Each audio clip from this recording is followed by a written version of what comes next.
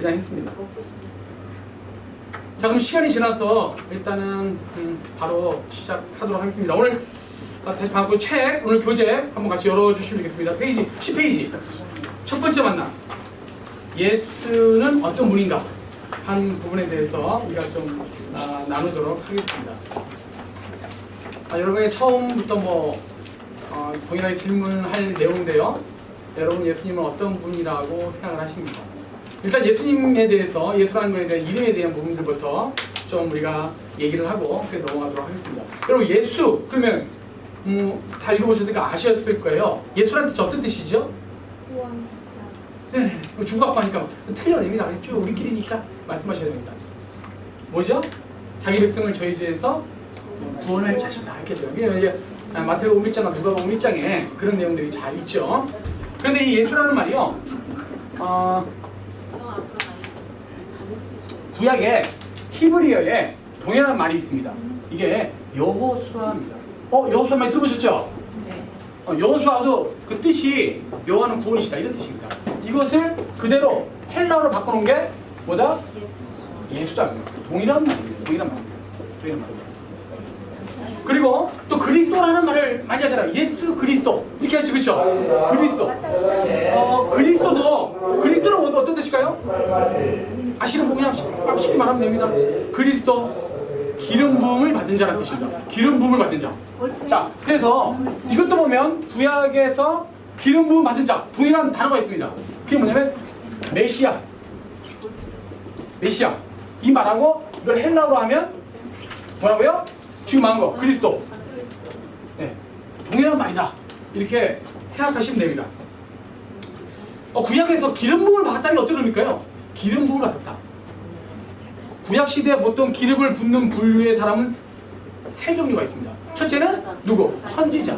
그렇죠? 두 번째는 제사장. 세 번째는 왕입니다. 그래서 나중에 이제 배우실 기회가 있으면은 이쪽에는 있을까 모르겠는데 그리스도의 삼중직이라는 말을 쓰거든요. 그래서 예수님께서 오셔서 기름 부음 받은 자다, 그리스도다 라는 말은 이분이 이 땅에 오셔가지고 세 가지 역할을 감당한 거예요. 첫 번째로 뭐래요? 아까 얘기했듯이 선지자로서, 두 번째는 제사장으로서, 세 번째로는 왕으로서. 이 세 가지 역할을 예수님이 감당하셨습니까?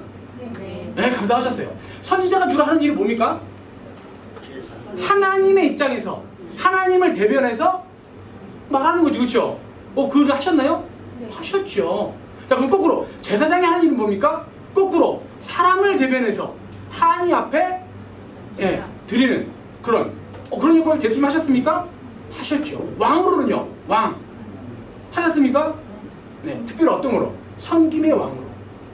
이 땅에서 섬김의 왕이지만 나중에는 영원한 천국에서 어떻게 실질적으로 다스리는, 지금도 하나님이 온 우주 만물을 다스리고 계시죠. 이런 역할. 그래서 이 예수라는 뜻과 그리스도라는 뜻에 대해서 제가 이렇게 말씀을 드렸습니다. 근데 우리가 뭐로 또 어떤 말 쓰죠? 예수님 할 때, 이름할 때 주라잖아요. 주가 어떤 뜻입니까? 나의 주인이죠. 로드. 그렇죠. 주인이죠. 나의 주인이다 이렇게 말씀하는 것이죠. 그분은 교회와 성도의 주인이 되십니다. 그런 의미가 되겠습니다. 그 다음에 하나님의 아들이라는 말도 쓰죠. 하나님의 아들. 하나님의 후사라는 뜻이겠죠. 그렇죠? 하나님의 아들. 하나님의 아들. 또 뭐였어요? 인자라는 말도 쓰죠. 인자라는 말. 예수님도 본인이 인자라고 말씀하셨죠. 그렇죠? 사람의 아들이라는 뜻이에요. 특별히 나중에 얘기하겠지만 본인의 인성을 강조한 그런 말이 되겠습니다. 자, 팁으로 좀 요거 말을 앞으로 계속 공부하다 보면요, 히브리어, 헬라어 계속 이런 얘기를 제가 좀 할 거예요. 근데 처음 드시는 분은 히브리어가 뭐고 헬라어가 뭐고 헷갈릴 수 있어서 자, 그 부분에 좀 말씀드리면 히브리어는 누가 쓰는 언어입니까? 말 그대로 히브리인이 쓰는 거예요. 히브리인. 우리가 대한민국이지만 우리는 무슨 족속? 한민족이잖아요, 그렇죠? 그래서 이스라엘이지만 그 족속 이런 개념으로 보면 뭐라 그래요? 히브리 족속이에요. 히브리 족속. 그 히브리 족속이 쓰는 언어가 히브리어예요. 그러니까 예전에 구약에 있는 많은 것들이 대부분 구약 성경이 뭐로 쓰였겠어요? 그러면은 히브리어로 쓰였죠. 옛날에. 그렇죠? 히브리어 쓴 거예요. 히브리어 쓰다가 지금 다 여기서 오래 신앙생활 하신 분하고 적게 하신 분 다 섞여 있으니까 잘 아시는 분들만 그냥 모르시면 넘어가면 됩니다. 중요한 건 아니니까. 쭉 가다가 나중에 통일왕국 시대를 살아갑니다. 아시는 분 바로 캐치하실 거예요. 그러다가 북이스라엘은 아수르에게 멸망당하고 남유다는 바벨론에게 멸망당하죠. 그렇죠? 그러고 나서부터 어떤 어가 많이 쓰냐면 아람어가 많이 씁니다. 자, 거꾸로 아람어는 누가 쓰는 언어일까요? 아람인입니다. 아람인. 아주 쉬워요. 그 안에 다 답이 있는 겁니다. 아람인이 쓰는 건데 아람인이 그 당시에 있었는데 나라도 건설하다가 망했어요. 망했는데 그 아람인들이 대부분 뭐였냐면 이 상업 일들을 많이 했습니다. 그래서 이 용어가 이 언어들이 굉장히 많이 폭넓게 사용되었어요. 그래서 그 당시에 있는 아수르라든가 바벨론 그 뒤에 있는 페르시아 이르까지 전부 다 이 아람어가 제2 언어였어요. 제2 외국어. 우리나라는 제2 외국어 없으니까 이거 모르겠지만 저기 지금 유럽 가면 뭐 독일인이지만 독어도 되게 잘 쓰고 영어도 잘 쓰고 막 그럽니다. 그러니까 이때 아람어가 굉장히 많이 쓰는데 이스라엘 족속도 멸망당하고 포로 시절을 하면서 그때 어떤 언어를 많이 썼어요? 아람어를 많이 썼어요. 그러다가 나중에는 어떻게 합니까? 아람어 막 쓰다가 히브리하고 아람어 같이 쓰겠죠? 그러다가 드디어 페르시아를 멸망시키는 그리스의 아주 유명한 사람이 탁 일어납니다. 그게 누구냐면 누구게요? 알렉산더가 나타나가지고 가장 크게 한 일이 뭐냐면 뭐예요? 헬라 문화 또 헬라어를 확 확장시키는 통일을 시키면서 그렇죠? 그때부터 어떤 언어? 헬라어. 그래서 헬라어 아시겠죠? 그래서 아까 히브리 얘기하면 히브리어, 헬라어 이런 것들이 이제 막 쫙 퍼진 거예요. 그때 이제 예를 들어서 알렉산더가 끝나고 나서 어떤 나라가 해가 지지 않는 로마가 다 하게 된 거죠. 로마어도 있어요. 로마어 한마디로 말하면 로마어 라틴어 씁니다. 라틴어. 근데 그때 이제 귀족들도 로마의 귀족들도 이 헬라 문화에 대한 동경이 있어가지고 헬라를 막 배우려고 하고 막 그랬습니다. 그러니까 예수님 당시에는 어디 속국? 로마 속국. 그러면 그 당시에 어떤 언어들이 쓰였을까요?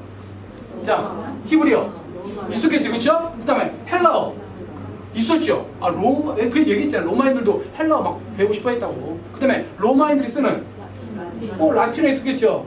그다음에 또 아까 지금 그 아람어도 있었어요. 아람어도 4개 언어가 있는 겁니다. 이게 아람어. 예수님은 어떤 말을 썼을까요? 히브리어. 헬라어. 야, 나왔습니다. 몇 번? 답은 아람어입니다. 예수님은 아람어 쓰셨어요. 아람어 쓰셨어요. 그러니까 예를 들어 나중에 빌라도하고 얘기하잖아요. 막 이렇게. 근데 어떤 언어로 얘기했을까요? 만약에 라틴어로 빌라도가 예수님에게만 물어보면 야, 네가 정말 하나님의 아들이야 그러면 얘기했을 때 대화가 통했을까요? 안 통했어요.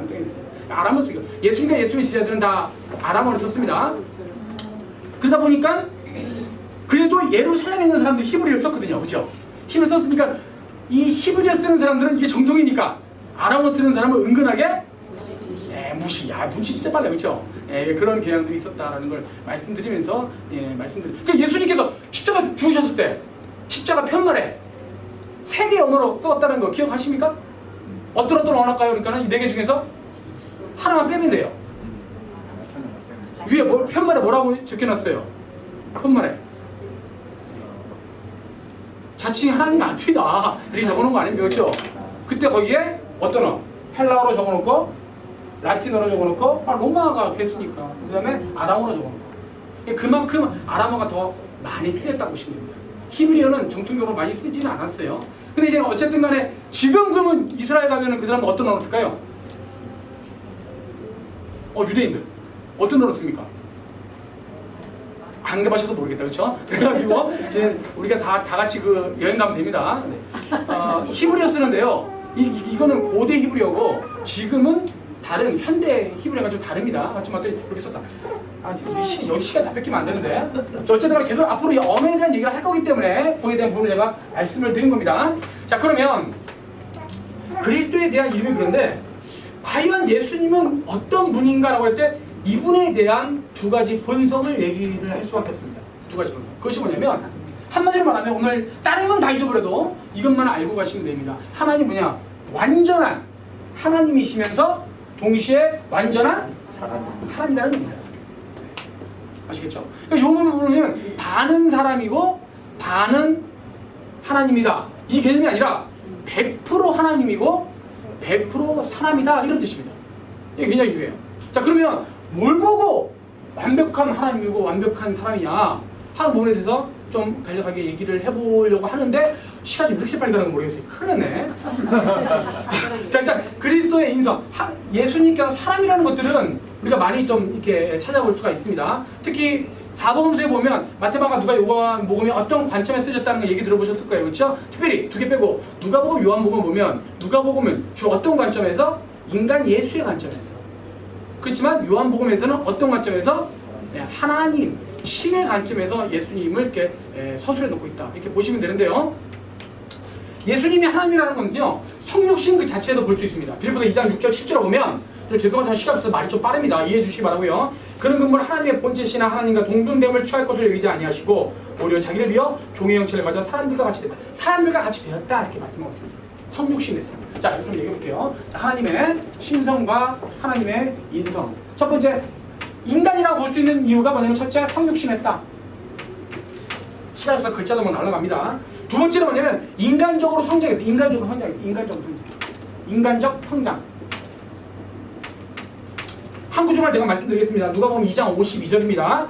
예수는 그 지혜와 키가 자라가며 하나님과 사람에게 더욱 사랑스러워 가시더라. 그분도 뭐가 있어요? 유아기가 있고 그분도 청소년기가 있고 쭉 자라신 거예요. 인간적인 성장을 하셨다는 거죠. 세 번째는 뭡니까? 예수님의 육체를 가진 육체적 성품이 있었다는 거예요. 우리가 한번 성경을 다 읽어보셨으니까 한 번씩 한번 기억을 한번 되살려 볼까요? 자, 보십시오. 예수님께서 시험을 당할 때, 마귀에게 시험 당할 때 40일 동안 금식하고 성경은 뭐라고 되어 있어요? 줄이셨다. 배고파요. 안목 배고픈 겁니다. 그렇죠? 안목 배고파요. 그 다음에 또 뭐예요? 야곱의 우물가에 있는데 사마리 여인 만날 때 우물가에 앉아서 하는 말이 예수께서 길 가시다가 피곤하게 앉았다. 피곤한 거예요. 피곤하신 거예요. 또 마지막 그 십자가에 못 박으셔서 딱 한 마지막 가상실험 중에서 어떤 말 있죠? 목마르다. 내가 목마르다. 안 마시면 목마른 거예요. 그 다음에 제자들하고 강 건너가다가 바다에 큰 돌이 일어나 배가 물결에 덮이게 되었을 때 예수께서는 뭐였다? 배 밑에서 주무셨다는 거예요. 주무셨다. 그래가지고 제자들이 와가지고 예수님 우리 죽게 생겼습니다. 뭐 이 장면 아시죠? 그렇죠? 그 다음에 나사로가 죽었어요. 물론 살리셨죠. 근데 살리고 가기 전에 예수님께서 어떻게 하셨어요? 눈물을 흘리셨어요. 슬퍼하셨다는 거죠. 이런 모든 것들이 뭘 나타냅니까? 그분이 완벽한 인간이라는 것을 나타내고 있다는 거예요. 완벽한 인간. 심지어는 마지막 결론적으로 어떻게 됩니까? 죽으셨죠.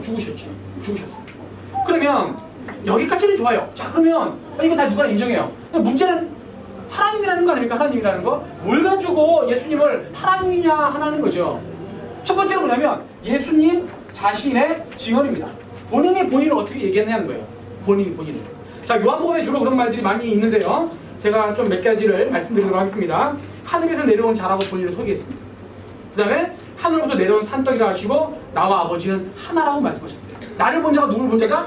나를 본 자가 하나님을 본 자라고 말씀하셨습니다. 그리고 아버지여 창세전에 이렇게 기록했습니다. 아버지여 창세전에 내가 아버지와 함께 가졌던 영화로서 지금도 아버지와 함께. 창세전에 내가 아버지와 함께 있었대요. 이해되시죠? 창세전에 내가 아버지와 함께 있었대요. 하나님 아니십니까? 그렇죠? 내가 말이 빠르니까 막 가다가 이해하는 말씀하시면 돼요. 시간이 별로 없습니다. 자, 그런데 한번 생각해보자고요. 본인이 증언했어요. 내가 하나님이야! 이런 말하는 사람 우리 한국에 몇 명 있다고요? 한 41명 있다고 그러잖아요. 그러니까 본인이 하나님이라고 말하는 사람들은 세 가지 중에 하나입니다. 첫 번째, 이렇게 말하는 사람은 첫 번째, 진짜 하나님이거나, 그렇죠? 두 번째, 거짓말쟁이. 자기는 알아. 내가 가지고 거짓말 뻥치는 거야. 그러니까 지금 예를 들어서 이단들 뻥치는 거 아닙니까? 그렇죠? 뻥치는 거 아니야. 지가 하나님이라 뻥치는 거예요. 세 번째는 어떻게 볼 수 있어요? 미치광이. 정신병자. 이렇게 볼 수 있는 거 아닙니까? 그렇잖아요. 자, 그러면 예수님이 세 가지 중에서 왜 이거고 이거 두 개 아니라는 거죠? 자, 거짓말쟁이는 왜 거짓말쟁이에요? 여러분 거짓말 다 해보셨죠? 그렇죠? 저도 한 번씩 거짓말 하고 싶으니까 욕망이 올라. 그러면 안 되는데? 자, 왜 예수님이 거짓말쟁이라고 볼 수 없는 거죠? 거짓말하는 사람은 대부분 다른 사람들을 사랑하지 않습니다. 거짓말하는 이유는 뭐예요? 자기의 유익을 위해서 거짓말하는 거예요. 근데 예수님은 그렇지 않고 모든 사랑으로 행하시고 말하셨어요. 이해하시죠? 예수님 그 당시에 내가 하나님의 아들이라 그러면 어떤 일이에요? 무슨 일 당한 일이에요? 죽을 일이에요. 죽을 일. 거짓말쟁이가 자기 죽으려고 내가 하나님의 아들이라 하겠습니까? 이해하시죠? 거짓말쟁이 아니라는 거예요. 자, 그러면 왜? 그러면 야, 이건 아니야. 자, 그럼 미치광이는 아닙니까? 미치광이 정신병자 어떤 특성이 있습니까? 일관성이 없어요. 말에. 무슨 말씀 아시겠어요? 말에 일관성이 없어요. 근데 예수님이 지금 하시던 모든 사역의 행동들을 다 보면 그분은 어떻게 해요? 굉장히 일괄적으로 처음부터 끝까지 말씀하시고 있어요. 그래서 예수님은 뭐밖에 없다? 하나일 수밖에 없는 결론을 제가 말씀드립니다. 자, 두 번째, 본인이 그렇게 증언하는 것도 중요하지만 다른 사람이 어떻게 보냐는 거죠. 사도들의 증언도 중요해요. 사도들의 증언. 자, 글자는 개발 사활이니까 말할 때 말 듣고 잘 적으셔야 돼요. 그렇죠? 무슨 말인지 몰라요. 넘어가니까. 사도들이. 그 제자들의 사도들이 어떤 얘기를 했는가? 베드로 한 말. 빨리 말하세요. 빨리. 주님 그리스도시요? 살아계신 분입니다. 그렇게 했죠. 그렇죠? 근데 우리가 보통 또 제자 중에서 예수님에 대해서 하나님이라고 고백하시는 분이 한 사람 있습니다. 누굴까요? 도마. 우리 도마 그럼 어떻게 생각해요? 하나님 믿음도 없고 부활한 것도 믿지 않고 이렇게 얘기하지만 사실은 대부분 사람들이 제자들이 다 도망가고 하나님의 아들이라고 하는 고백했지만 뭐로? 하나님이라고 고백한 사람은 처음입니다. 이 사람이. 무슨 말 아시겠어요? 도마가 어떤 고백을 했냐면 나의 주시면 나의 하나님이시니다 이렇게 고백했어요. 요한복음 20장 28절에 아예 하나님이라고 본인은 얘기를 하고 있습니다. 반면에 예수를 팔아는 가룟 유다는 계속 뭐라고 얘기해요? 라피오. 하나님이 아니야. 그냥 사람인 거지. 그렇죠? 자, 그 다음에 세 번째로 우리가 하나님이라고 볼 수 있는 것들은 뭐냐면 예수님께서의 신적인 속성과 직무를 하셨다는 거예요. 신적인 속성도 가지고 계시고 그런 어떤 직무도 하셨다는 거예요. 하나님의 인간하고 다른 하나님이기 때문에 할 수 있는 것들이 있죠. 예를 들어서 뭐죠? 전능한 거, 전지한 거, 편지한 거. 말이 좀 어려운데 편지 어디나 계시다는 거예요. 그렇죠? 근데 예수님이 뭐라고 말씀하셨어요? 주제 사람이 내 이름으로 모인 것은 나는 그 중에 함께 있느니라. 이러면 어디나 있다는 거예요. 어디나 계시다는 거죠. 편지. 영원한 것들, 선제 먼저 계신 거죠. 그렇죠? 그가 만물보다 먼저 계셨다는 게 성경은 얘기하고 있습니다. 이런 모든 것들이 신적인 속동을 예수님께서 가지고 계신다는 겁니다. 그 다음에 그러한 직무도 하셨어요. 하나님만이 할 수 있는 거, 창조하는 거, 만물이 그로 말미암아 지은 바 되었으니 거기서 그는 예수 그리스도입니다. 그 다음에 또 어떤 거요? 죄사함. 예수님이 이런 말씀하시는 거 기억나시죠? 작은 자여 내 죄사함을 받았느니라. 누가 누구 보고 죄사함 받았다고 합니까? 죄 사줄 수 있는 건 누구만 할 수 있어요? 하나님만 하실 수 있는 거예요. 예수님이 하나님이시라는 겁니다. 자, 그 다음에 나중에 심판이 있는데요. 심판도 인간을 심판할 수 있습니까? 안 되죠. 이렇게 말씀하고 있습니다. 아버지께서 아무도 심판하지 아니하시고 심판을 다 누구에게? 아들에게 맡기셨으니 이렇게 얘기합니다. 예수님께서 하나님이라고 우리가 볼 수 있는 요인들이 굉장히 많이 있다는 겁니다. 자, 그러면 자, 여기까지 얘기했는데요. 예수님은 완벽한 하나님이시면서 완벽한 인간이다. 그런데 요 부분에 대해서 요건에 대해서 2, 3세기에 주요 논쟁거리입니다. 이 부분이. 굉장히 논쟁을 많이 해왔어요. 그 일부 중에 대표적으로는 첫째, 이걸 뭐라고 하냐면 신성, 이걸 인성이라고 하면요. 신성을 부인하는 겁니다. 논쟁이 많이 있습니다. 그러니까 어떻게 본다는 거예요? 예수님은 우리가 안민상 그러잖아요. 3대, 그렇죠. 3대 성인 중에 한 명이야. 근데 하나님은 아들 아니야. 하나님은 아니야. 이렇게 얘기해요. 네?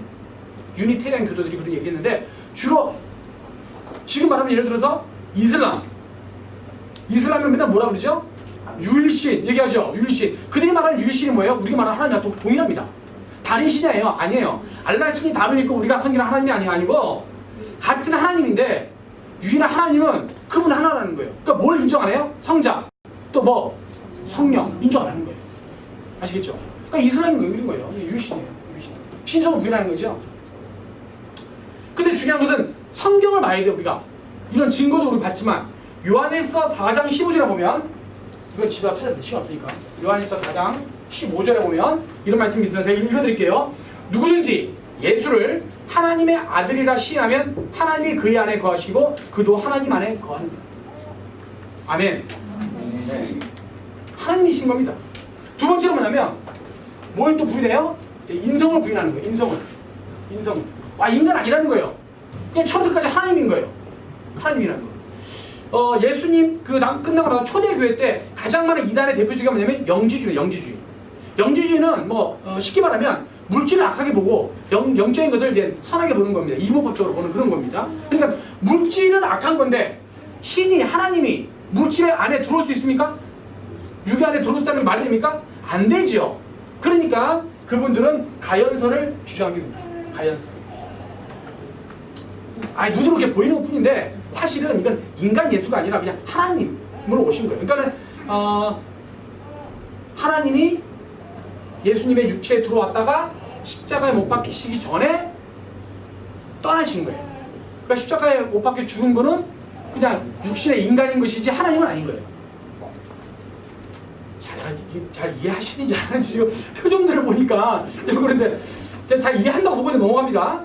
네, 그렇게 이제 신성과 인성을 부인하는 것들이 있어요. 그런데 또 성경은 뭐라고 얘기하고 있느냐?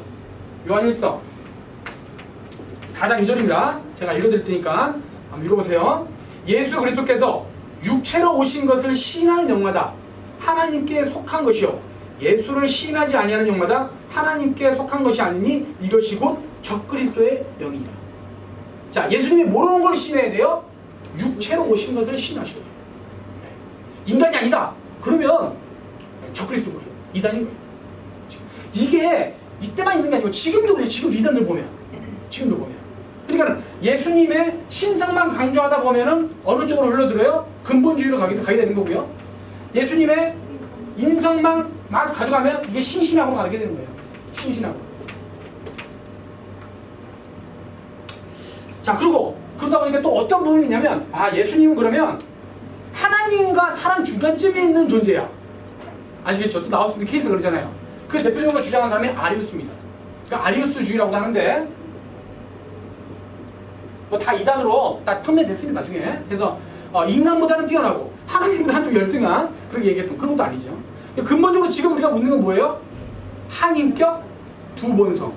한인격이란 뭡니까? 그냥 쉽게 말하면 존재라고 생각하시면 돼요. 한 존재. 네? 한인격. 한인격인데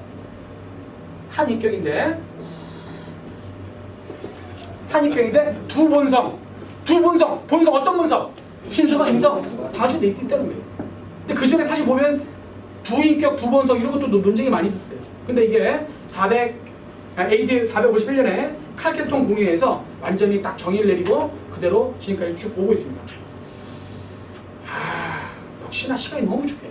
근데 무조건 조별 모임이 필요하니까 다른 거 다 걸미하고 이제 얘기 말씀드리는데 그럼 제가 여러분들께 물어보겠어요. 왜 예수님은 100% 인간이면 100% 하나님으로 오셔야 됐을까요? 네, 목표는 우리 구원하러 오셨는데 왜 이렇게 복잡하게 왜 100% 인간이면 100% 하나님으로 오셔야 되냐는 거죠. 그냥 오면 안 됩니까? 이 질문하기 전에 하시는 시간 되면 하나 더 물어보고 싶었는데 하나님이 왜 예수님이 꼭 오셔야 됐습니까? 우리 하나님에 대한 속성을 배울 때 하나님은 어떤 가장 큰 대표적인 속성이 뭐예요? 전능하시다. 아시죠? 전능하잖아요. 아담을 해서 오늘 죄졌어요. 하나님이 그걸 용서해줄 마음이 있어. 그러면 구태여. 예수님 안 보내고 뭘 하면 돼요? 그냥 그래? 난 네 용서할게. 전능하니 그렇죠? 게임 끝. 뭐하러 예수님을 이 땅에 보내가지고 막 이런 일들을 거치자는 거예요.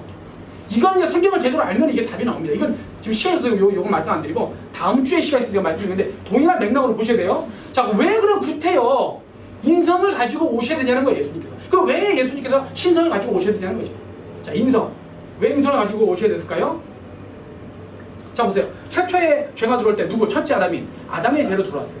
그렇죠? 그는 사실은 우리의 최초 인간인 동시에 뭘 대표해요? 우리 인류를 대표하는 거예요. 우리를 대표하는 겁니다. 아시겠죠? 우리를 대표하는 거예요. 그래서 우리를 대표하는데 하나님은 공의로우시기 때문에 죄를 지면 그 사람이 어떻게 돼요? 그 죄를 대가를 치러야지. 인간이 죄졌으니까 누가 죄를 갚아야 돼요? 그에 대한 징벌을 누가 받아야 돼요? 인간이 받아야 되는 거예요. 그러니까는 인간이 그거를 처리해야 되는 겁니다. 쉽게 말하면. 아시겠죠? 그래서 하나님이 인간으로 오실 수밖에 없는 이유가 바로 여기 있는 거예요. 하나님이 대신 이걸 해결할 수가 없어요. 인간이 죄졌기 때문에 어떻게? 인간이 이 문제를 해결을 해야 됩니다. 그래서 인성으로 오실 수밖에 없는 거예요. 그리고 죄에 있어서 사망이 됐죠? 고통이 따르고 아픔이 따르게 되잖아요. 죄를 지면. 근데 하나님으로만은 이 문제가 해결 안 돼요. 왜? 하나님은 고통도 느낄 수 없고 아픔도 느낄 수가 없어요. 왜 예수님께서 그 채찍 맞으시고 창을 받으시고 했을까요? 그 고통, 그 아픔을 왜 그랬습니까? 인간의 대표로서 이거를 짓기 위해서 반드시 인간으로 오실 수밖에 없는 이유가 바로 여기 있습니다. 자, 두 번째. 그럼 왜 하나님은 오셔야 될까요? 인간으로 오셔도 땡인데 왜 하나님이 오셔야 될까요? 왜? 자, 죄를 지었는데 일개 한 사람이 사람으로만 죽었으면 그의 죄의 효과가 일시로 끝나지만 하나님이 영원하시니 그의 십자가의 그 구속이 영원하려고 하면 하나님으로 오셔야 되는 거였습니다. 그리고 이 구속의 실패 없이 완벽한 순종으로 하나님께 바쳐지기 위해서는 하나님이실 수밖에 없었어요.